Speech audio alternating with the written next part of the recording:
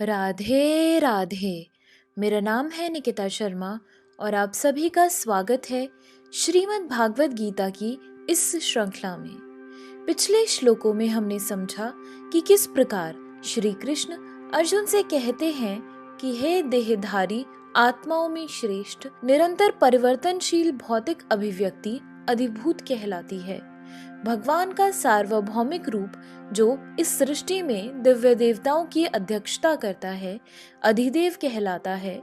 मैं जो प्रत्येक जीव के हृदय में निवास करता हूँ अधियज्ञ या समस्त यज्ञों का स्वामी कहलाता हूँ।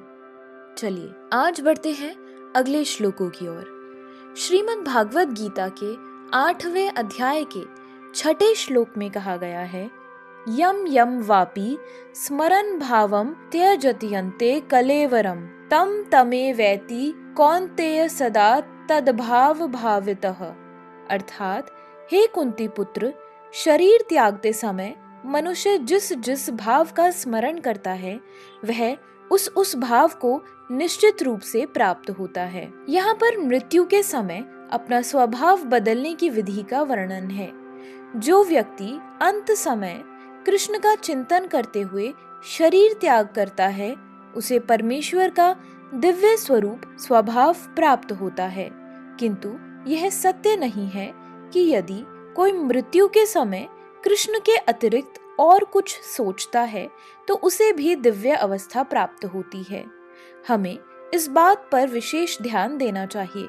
तो फिर कोई मन की सही अवस्था में किस प्रकार मरे? महापुरुष होते हुए भी महाराज भरत ने मृत्यु के समय एक हिरण का चिंतन किया, अतः अगले जीवन में हिरण के शरीर में उनका देहांतरण हुआ।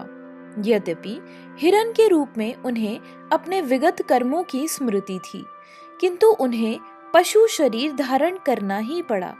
निस्संदेह मनुष्य के जीवन भर के विचार संचित होकर मृत्यु के समय उसके विचारों को प्रभावित करते हैं, अतः इस जीवन से उसका अगला जीवन बनता है।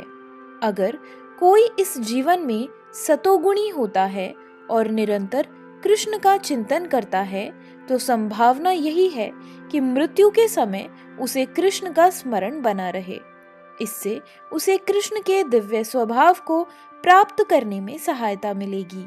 यदि कोई दिव्य रूप में कृष्ण की सेवा में लीन रहता है तो उसका अगला शरीर दिव्य यानी आध्यात्मिक ही होगा, भौतिक नहीं।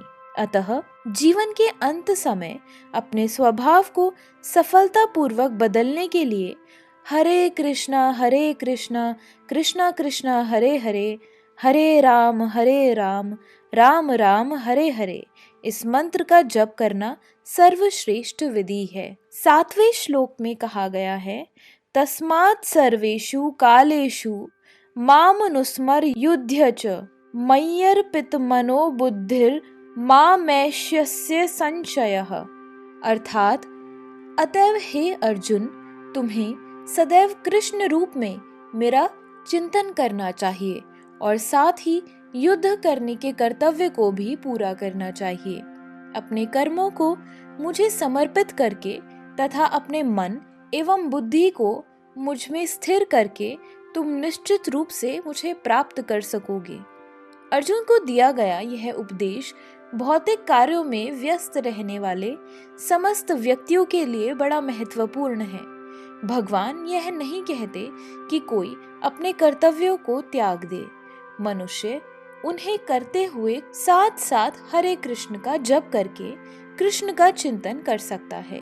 इससे मनुष्य भौतिक कल्मश से मुक्त हो जाएगा और अपने मन तथा बुद्धि को कृष्ण में प्रवृत्त करेगा। कृष्ण का नाम जप करने से मनुष्य परम धाम कृष्ण लोक को प्राप्त होगा, इसमें कोई संदेह नहीं है।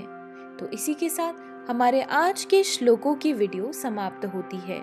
अगर आप सभी लोग श्रीमद् भागवत गीता की इस श्रृंखला में हमारे साथ हैं तो हमें अपने विचार कमेंट सेक्शन में जरूर बताएं और इस वीडियो को अपने परिवारजनों और मित्रगणों के साथ जरूर शेयर करें ताकि उनके जीवन में भी इस सुंदर ज्ञान के कारण बदलाव हो सके।